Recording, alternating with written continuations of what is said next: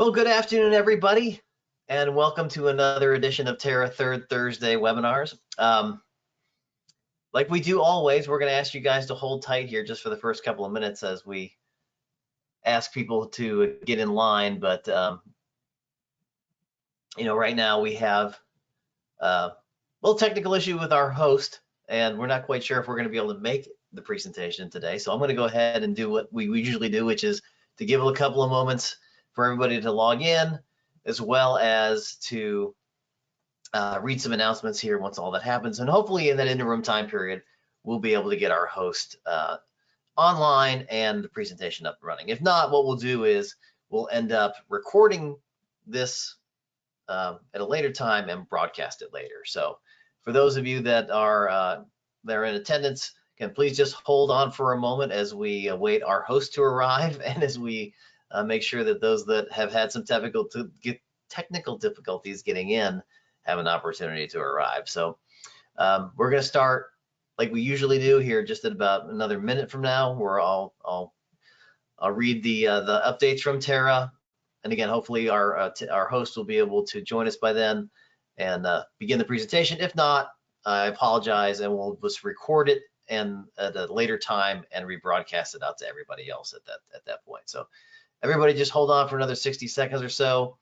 We'll get started. Oh, it looks like we are getting our panelists to join us, which is excellent.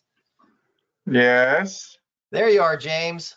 Yep, so you don't have to answer that call. Can you hear me okay? Yes, we can hear you. And I'm going to, while we're talking here, we're about ready to get things kicked off, and I'm going to change the presenter over to you. So this way you should be able to open and share your presentation. And while you're on my screen, right? Yes, there you should have some icons there. Yeah, there you're showing your screen, so we can see kind of like your entire presentation and slides. Okay. So slideshow mode, you should be in pretty good. Yeah. Okay. View. I want to do full screen. I haven't done this in a while. Well, you can to window. No. No. If you go down to the bottom right where it says apply to all, there's a little icon underneath there. Kind of looks like a projection screen. Keep going just a little south of that. The list of the icon just below that, it looks like a little screen. Yeah. If you click on it, it should put you in slideshow mode. There we go. There we are. We're full screen. Excellent. Well, while you've got that up and running now, I'm just going to go ahead and get things kicked off. Thanks for those that have been hanging with us on hold. Again, welcome. You told him jokes while you were waiting for me, right? No, I'm just, it's like, as Steinbeck said, the best laid plans. So we were How many webinar presenters does it take to screw in a light bulb? What was that? Repeat that. Zero. Oh. You don't need light bulbs because you've got your computer screens. All right, we're gonna have some fun today. So we're gonna get kicked off. So today's session, we got James Wood with us today talking about I got printers, now what? But before I turn things over to him finally, just a few announcements here from Terra. We wanted to first recognize our members that are now renewing with us. So we've got a couple this month. It's actually a pretty light month for us, just in terms of June's. We don't sign up a lot of people in June's for whatever reason. The Technology Conservation Group, though, 3 years with us. Good, congratulations and thank you for your continued support.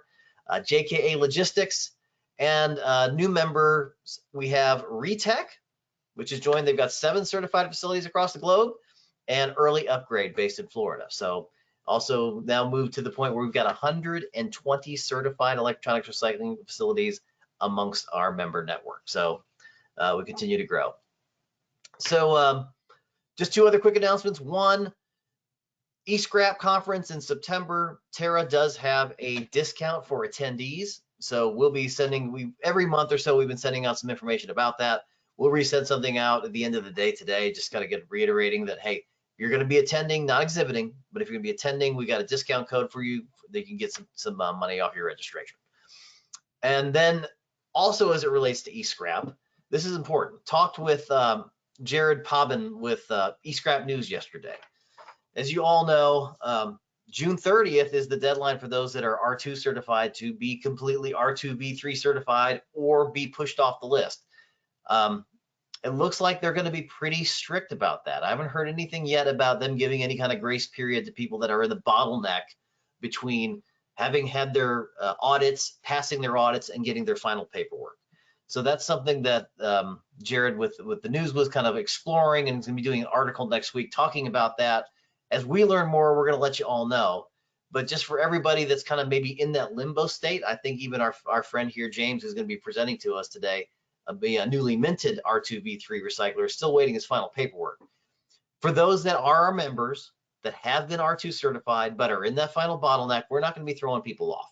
We're going to give people a grace period to make sure that their audits go through and then the paperwork gets signed off on. We know that there's so many trying to get it done here at the last minute. We're not going to be punitive in any way. We're going to make sure that you guys have what you need in terms of maintaining your membership with us and your access to our network. So for those of you who are in that situation, we feel for you, and we hope that you can get things resolved here very quickly. So with that said, I'm going to turn things over to James Wood. We'll read a little bit of just a quick bio, quick information about his company, then I'm going to turn it on over to him. So although he was in the garbage business for 30 years, back in 1998, he started recycling computers in his garage. So within 2 weeks, he figured out he needed a bigger garage. So in 2007, having built his business, he sold recycledpcparts.com, which was at the time the largest e-waste company in South Florida, and then created another company called Recycleology in Los Angeles. Those clients of his were, computer recycling companies, like probably a lot of our certified folks and friends.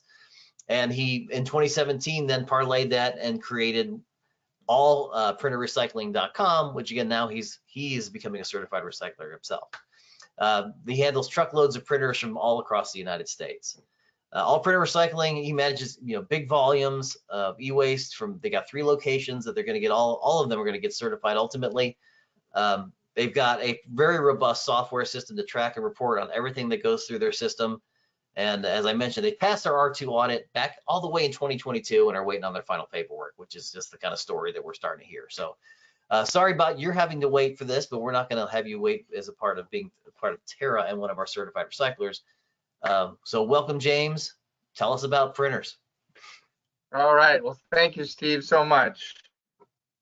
So what we do is we turn printers into a commodity of some sort, mixed printer loads from recyclers. And I know almost everyone has to take printers because they come with everything else. And let me see there we go. First, I want to introduce you to my team. In the middle, of course, we have Chip. And on the left, we have CD. We call him Christian Dior. And on the right, we have Jack Sparrow, who is made from, of course, pirated DVDs.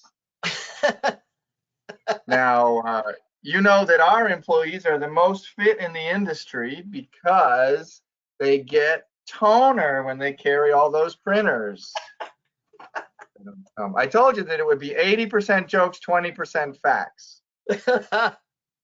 So some people want to know if we take all types of printers, and there are actually 5 types of printers, and we do take all of them. And I'm sure most of you know all of this. There's lasers and inks and dot matrix and thermals, and then you've got the all-in-ones, which they're ink all-in-ones and laser all-in-ones. And we want them. There's still dot matrix out there, huh? There are, and I do want them. They're still used. There's nothing better to make 3 forms. So when you finance a car, for example, all that's still on dot matrix printers because the yellow copy goes to finance, the pink copy goes to the bank, the customer gets the white copy, and the blue copy goes in their files. And to try to do that with a laser printer with different colors just doesn't work. They haven't figured out a good way to do that. And then wax is the one that I didn't mention. They're almost gone now. Xerox invented a wax printer, which was the best and fastest and most beautiful color printer ever made. But the wax is very expensive, so it didn't work out well on the commodity side. Xerox would actually give you that printer for free if you would sign the contract to buy the wax from them for a year. And that's how expensive the wax was. Wow. And then There's some other types of printers, and we want scanners and plotters and label printers and copiers. And we also do medical equipment. We're not certified to medical equipment. We haven't made that decision yet. It's still a small percentage of our Sacramento location, but we actually, I'll get to that later. We'll talk about that. And so if you are a recycler, certified or not, and you get printers, what are your options? What can you do with the printers? And of course, we think you should send them to us. Now, the orange locations are operating now. So we have California and Tennessee. And the red is where we're sending all the medical equipment. We ended up with some contracts. We acquired a company 2 months ago, and they had a bunch of hospital contracts. So we bought a building in Alabama for them. It'll do some printers. And then we'd like to have a Northeast Texas and a Midwest location at some point. Mm-hmm. But the orange and red are operating right now. So if you don't send them to us, you could shred them. But the important thing is that you know what the advantages and what the disadvantages of each choice are. And so shredding is a little bit messy, as you can see, but it can be automated. So there's some advantages. Now, what is the tracking for the data? Can you see the green battery hanging off of that printer there in the hopper? So there's a battery, and most shredders don't want any type of battery running through their shredders. They also don't want toner and ink. They don't like the poof or the sploosh. So a lot of times you're going to have a negative proposal if you're removing toner. Ink is probably a wash on the positive versus negative. And then if you shred them, you end up losing a lot of value because you're going to shred some nice printers that we could return value to you instead of shredding them. But these are certainly options, and sometimes you'll get customers that insist that everything gets shredded. And even though I try to talk them out of it, some people just say, okay. When people do shred it, does it do a tight enough shred that's for data sanitization purposes, or is there another process for that? So you probably couldn't meet NAID requirements, because unless you track every printer as it enters the shredder that has a hard drive, you can't prove that that hard drive was shredded. So the hard drive is gone. There's no way to recover data from a hard drive that goes through just about any shredder, but you can't certify that all the data was destroyed. So it depends on what kind of standard. Now, only no inkjet printers and no dot matrix printers and no label printers have hard drives. Only laser printers have hard drives. We have a comprehensive list of all the printers that have hard drives. So if it doesn't have a hard drive, then you don't have to worry about it. And it was interesting. We picked up from one customer, and the printers were all wrapped in black plastic, which I can't see what printers are in there. I thought that was interesting. And he said, our auditor told us that they had to be wrapped in black plastic because they have data. And I thought that was an interesting interpretation of one of the R2 standards. Huh. And they thought that every printer had data on it, but only laser printers are going to have hard drives. Only printers that have hard drives are going to have any residual data. Right. But shredding is certainly a necessary management procedure. And on the East Coast, 50% of our printers go to a shredder, and we remove the hard drives before they go. So we remove and track the hard drives, and that's one way to do it.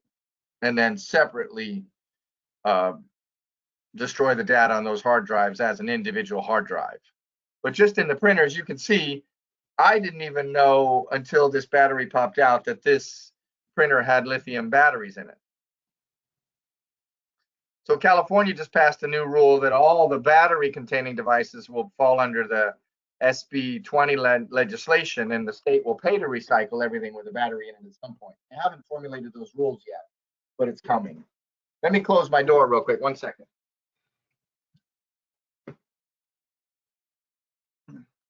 You don't want to hear people processing printers.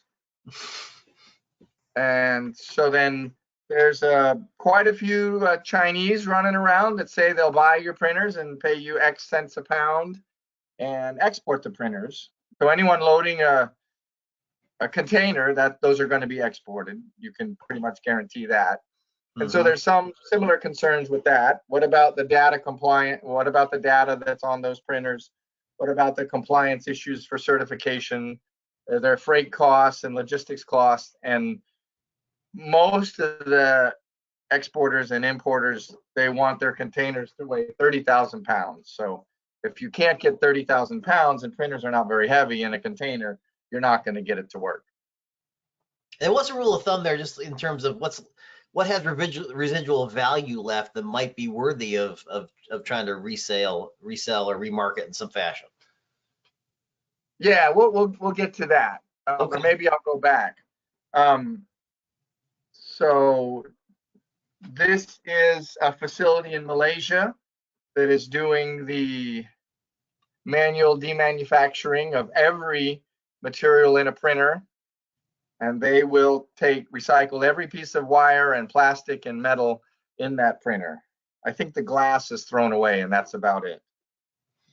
So from a recycling standpoint, it's a wonderful option. The rubber meets the road on all the other compliance issues. Mm-hmm. And then, of course, you can refurbish your printers. And that's a wonderful thing to do on just about every metric. But it's hard to hire people for it. It's relatively expensive. You need a sales channel, whether it's eBay or Amazon or your own online presence or local sales. And you need inventory and space. So not everybody wants to be in the refurbish everything business that gets R2 certified. So I can imagine the number of components that goes into these printers and how they vary from brand to brand. It's got to be a nightmare to keep up with that kind of inventory. Yeah, it's really interesting, and we'll come to that also when we get to some of the data on our activities. And then one of the options that I think is horrible is to ignore printers or do not accept printers. And then the third option, which is of course my favorite, would be to sell it to a printer downstream such as ourselves. And we know where the hard drives are. We know how to remove them and how to wipe them, how to remarket them when appropriate to make sure that the printer maximizes its value. And these are some of the reasons that you can do business with us, and it's easier. We'll pay the freight. We'll give you an R2V3 compliant report for each asset. As I said, we know where all the hard drives are, and we know where most of the batteries are. I said all before, but I'll probably be surprised again. The hard drives are a lot easier. And then almost always we're paying for the printers. We've done much more than 1,000 loads of printers, but there have been 2 that were not positive for us. But so 998 times it was a positive transaction, including us paying the freight, and 2 times it was not. And they were pretty bad. That's such a big deal. There's one thing that I hear consistently, across our membership is the different focus materials that are difficult for them to manage. And I hear a lot about printers because they're difficult, they're big, they're bulky. It's rare that they get like matching ones. So it's, this is where I think the Alliance and the Terra network really comes to pay off its value is the ability to connect each other to, people who are experts in a particular area. I mean, this is your business, your expertise on this, your capabilities, could really serve well, our membership. And I appreciate you, being a member, and also then, kind of sharing with us your thoughts today. But I'm sorry, I'm interrupting. Continue. Well, we were super excited from the beginning, and I don't know that we've actually done any business yet, but again, we don't have our certificate yet. So everyone is seemingly waiting for us to actually get our certificate. So we'll see how that goes. But we're very happy to be here today too. And so let's talk a little bit more. Whoops. Somehow there we go. So as you can see, this is a motherboard, and the printer actually, the hard drive actually sits on the motherboard. And one of the things that happens a lot is that we'll get a printer that the hard drive has already been removed. So the customer that gave the printer to the recycling company removed the hard drive already. And we just note that in the system that the hard drive is not present. And then we moved from North Carolina to Tennessee, and we're moving to a facility that we're purchasing, a 4-acre old scrapyard. And this is some of the data that we got on how many printers and how much was resaleable. I'm going to skip to the North Carolina up to the California one a little bit better. So you can see, so these percentages across the top are the printers that we actually remarketed or refurbished or resold, and it's about 50%, between 50 and 60%. You can see a low of 38% and a high of 69%. So I think that's a great number. Most of the people that I've talked to can't sell anywhere near half of the printers that they get. And that's how we're able to return more value, is that we can sell a lot more of them than almost anyone else in the US can. Yeah, and high volumes too. That's great. Yeah, we do 500 printers a day in both locations. And this is old data. I don't remember. Yeah, this is 22. So the volumes are higher, and we added the Tennessee facility too. That's getting a truckload a day also. And one of the interesting data breaches was that a gentleman bought copiers from a hospital, and the hospital failed to wipe the hard drives on the copiers. And so they actually had a HIPAA violation and had a 6-figure fine for patient data being on hard drives that they sold to a copier broker. And CBS News happened to point that out. And then here's some more data on the printers. Yeah, back to 21. So it looks like the lowest month, well, that was when we started the tracking of the system. So I'm not sure that first month, probably have to throw that first month out. But yeah, it runs right around between 50 and 60%. Well, hey, James, we got a question came in. Sure. Mike Schuler. Hey, Mike, glad you're joining us again today. His question is, do you have a minimum load, pallets? Do you have a price sheet for valued printers like high-end enterprise color printers, label printers, or line printers? Generally, we never give prices because they change all the time. And if we tell you we're going to do something, we generally do it. So that's a little bit hard. We're trying to get truckloads at a time. We have been sharing truckloads, and it depends on where the facility is.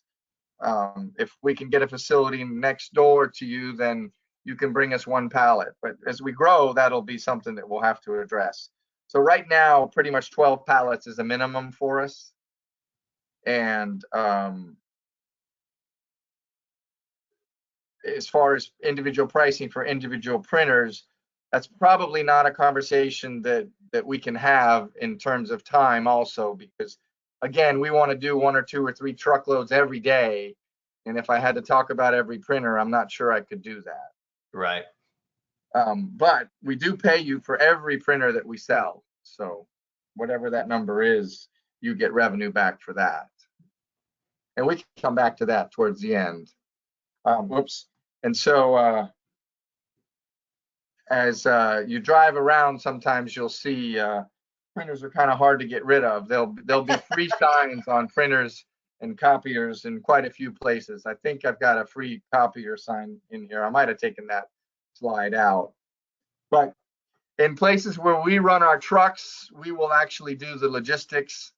And this is our truck, but I have this slide as a bad packaging example. You can see that everything's shifted and moved. And it's really important that our suppliers wrap and package the equipment properly, because number one, if the printers fall over and there was one in there that I was going to pay you and it gets smashed, then we can't pay you for it anymore. Number two, it's not safe. And number three, it just increases our costs and decreases our revenue. So we're not quite like Amazon and Costco and Sam's. If a pallet falls over on those sent to those distribution centers, they send the truck back. and the supplier has to pay the return freight, fix the pallets, and send it back to them. But we haven't instituted anything quite so draconian as that yet, but it's really important that the material gets packaged well so it doesn't fall over on us. Mm-hmm. And let me go to the particular models. But generally, we are going to be paying for just about every HP laser printer, probably half of the inkjet printers, most of the label printers, most of the dot matrix printers, very few of the plotters, and very few of the copiers. That's a general how the revenue share works most of the time. And it's completely dictated by the markets. And it's been a pretty good market for the last 3 years. I mean, it's been a fantastic market for the last 3 years. And it is starting to soften now, but I think it's going to be softening for everywhere. And back to the Malaysia example, I think the companies in Malaysia are actually paying more than their total revenue just so that they can keep their facilities in Malaysia operating. If you go back to that slide, those were Bengali workers. They're legal workers, but they're there on work permits. And if they go back to Bangladesh, they won't be able to come back to Malaysia. So I think that we're enjoying some artificially high commodity prices in at least the e-scrap space that's driven by these facilities, Chinese-owned, Bengali-operated facilities in Malaysia that are paying above market rates just so they don't close. You know, they've got a lot of money in these facilities and they don't want to see them close. And the material is kind of drying up now, so they're probably paying more than they can actually afford. But it's better to lose $5,000 or $10,000 a month than it is to close. Yeah. So you say you're seeing a general softening of things. Is that maybe due to just a general weakness or, you know, people thinking there's a recession ahead of us, high interest rates? What do you think may be driving some of that? I don't know, but it's happening in everything. I don't know. I haven't seen it that much on the raw material side, but copper has gone down. Steel's kind of bounced around. But I went to Dubai actually a year ago, and it had just started to soften in Dubai. And I found it really interesting that I could sell the stuff for more than the retail prices in Dubai. Well, I don't mean retail, but the sub-wholesale level. So Dubai essentially had as much stuff as they could possibly sell, and they didn't really want any more, which I've been told by a lot of my friends in the business that, you know, generation 1 and generation 3 laptops are scrap now, that nobody really wants to buy those. There's no value on those. And, you know, there's nothing wrong with those laptops. The only reason that no one would want them is because they can get enough of the higher generations. Mm-hmm. So I don't know. I always say I can't predict the future. I can only do the best job I can managing today.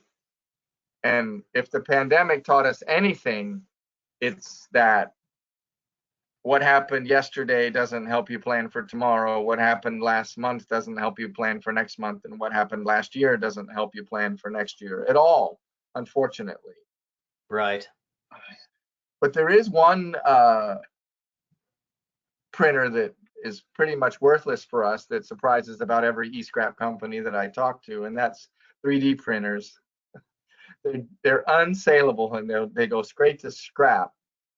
And, you know, one of the e-scrap guys said that, you know, he was able to make a gun from his 3D printer. And I just, you know, looked him straight in the eye and told him I'd had a Canon printer for years. So. Okay, hold on. Anyways. Gotta back up a second. Now, was that whole setup just, or was that actually true about the 3D printers? No, that was a setup. You had me hooked, man. So, anyways, and I forgot to mention that we actually specialize in Jamaican printers. They're our favorites because they be jamming. That I knew it was coming. That one. Yeah, that's actually my favorite joke. My employees groan whenever we get a new employee because I have to tell them all the jokes. All right, that's your favorite one? The Jamaican one is my favorite one, Yeah. actually. I've never had anyone not get it. Yeah, that's important. A couple of the other ones I had get a chance to see you. a couple of the other ones I had to explain. Well, that's the end of my formal presentation, the 20% of actual facts that I'm going to tell you. All right. Well, so are you going to be going to any upcoming, trade shows or anything? Where some of the folks that if they wanted to meet you face to face and get your entire repertoire of jokes, where are they going to be able to meet you? We're going to speak on a panel at ITAD, and I just used your discount code and registered for eScrap. At some point, we're going to have a booth, but I think we're waiting. We'll probably do it next year. I think I want to get one more location and get my R2 certificate and at least be in process for the second location. Well, you can sit with me.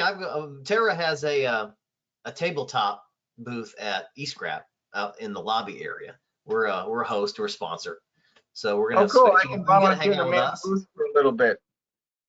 And then we'll also have, I think one morning, I believe we've got a hospitality room. I think we're going to do like a State of the Union kind of thing and a meet and greet with our members that are there. So everybody keep your ears open for that. I think that should be fun. That'll be the kind of like the first time we've had an opportunity to do that. So I think that's we good. might even have some swag. Oh, which reminds me, I have to give a special thank you and shout out to Pam Steed at Chip Sales for giving me some swag. This machine right here operates on swag. So if people got there have logo shirts or whatever they want to send me, I wear them. So I love to be a billboard for our members. So send me stuff. Let's see. Yeah. Here. So all right. So you can see eScrap, see at ITAD. What is the one thing that we got people bringing this material into their facility every single day. What is the biggest gotcha with this particular stream of material? Well, the logistics is really the only difficult part of what we do. Getting the printers from where they are to where they need to go in good condition in terms of freight rates and packaging and everybody's space in their warehouse. I have some customers that essentially tell me they don't care what I pay them. I just have to send a truck whenever they ask for a truck, even if it's only 15 pallets or whatever, because they just don't have space and they know that they can count on me to send a truck and give them 15 pallet spaces back overnight. Mm-hmm. So, whatever value they find in the printers is offset by the logistics, more space in their warehouse. All right. Well, any final comments, any final thoughts that you have about this most extremely exciting topic of all printers? Yeah, I wanted to cover a little bit on the R2 certificates. So yeah. I was told that we couldn't have our R2 until everybody had transitioned from 2 to 3. So Siri actually told the auditors that they can't write new R2 certificates until everyone is transitioned. Okay. That makes no sense. So I thought that was super interesting. So it kind of puts us to the back of the line because other people procrastinated. It didn't make me very happy. Well, I think when we spoke, you mentioned something. You got your audit done back in November, right? Yeah. I mean, that's not like 2 weeks ago. So, I'm hearing that experience from a lot of folks. We did an event here in Nashville a couple of weeks ago. We always do a collection event here. And our, Omega Recycling in Jackson, they were there. They came up and then helped us with it. And they were in a similar situation. They've been R2, 2013 for, 7 or 8 years. They've been in business. and they got their audit done back in November. They just got their paperwork last week.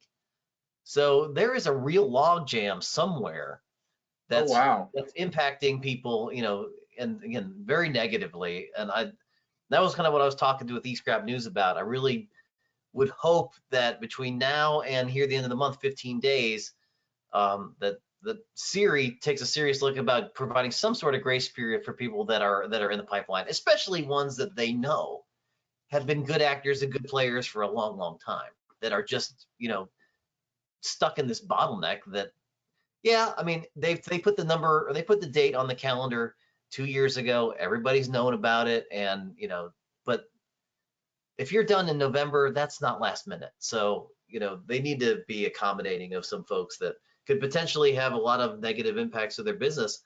It's competition out there. I wouldn't say that somebody wouldn't go to a competitor's contractor and say, hey, look, they're no longer certified. You need your RFP required that you were R2 certified, and no, they're not anymore. So you can't use them. I mean, that's kind of predatory type things could happen, and a lot of like trust and camaraderie and partnership that's been built up in this industry over the last couple of years could be gone overnight. I mean, it's just there's a lot of things out there related to this transition that scare me a little bit. So I hope, at least for our members, we're giving a grace period. We're going to talk with everybody, see where they're at, and try to be over communicative and letting people know that, hey, we want to make sure that we honor what you've always been doing, and not hold you accountable to something that's outside of your control here at the last last hour. So. Well, one Yeah, I'm thing on sorry the you had to go. hospitality. Whoops, I'm sorry. Yeah, so sorry you guys had to go through that too. Yeah, maybe, but I'd love for there to be a place for everybody to put their business cards at the Terra Hospitality room. Oh yeah. Everybody can bring a few business cards and put them out, and the network members can network a little bit more. And if someone doesn't happen to be drinking a beer next to you, you still might be able to catch them. Yeah, I was even considering, do we want to do like one of those kind of dating roundtable things? Just have people like spend 3 minutes, 5 minute quick pitch here, introduction, and get to know somebody real fast, and then just an opportunity for members to meet. So we'll come up with something fun, and we'll give away a few things, and we'll make sure that you guys get a chance to make some new acquaintances with the membership as we keep growing. Wonderful. How many members now, Steve? We are between our three categories: our certifieds, our allies, and you can't see it, but our sustainer members. We are at almost 100, so we're like 96, and that represents now 120 certified electronics recycling facilities around the globe. So we've kind of started just here recently, expanding into Europe and Southeast Asia with some of our new members. So having a beyond North America now, kind of getting a bit of a global footprint, is going to be a big thing for us in the next couple of quarters, and definitely going into 2024. So we appreciate everybody's support. You guys have been great being supporters of ours here. Now we just went into our 4th year in April, so we're now getting to the point where we're starting to really pick up some steam for what we're trying to do and the services we're providing our members, and we're really appreciative of everybody that continues to support us. So with that, unless you got any final thoughts? Well, yeah, if you can share with me where people can listen to this later. I had a couple people, when I sent my invite out, they said they couldn't come, but they wanted to do it later. Absolutely. We'll send that. So we send that to the membership afterwards. This is being recorded on GoToWebinar. We have a GoToWebinar channel for this and all of our previous Terra Third Thursday webinars. Everyone will get that link, and this thing should be posted within the hour. Great. Thank you, Steve. Appreciate the time. Thank you, James. Appreciate it. Everybody take care, and we will see you again next month. Bye-bye now. Bye-bye.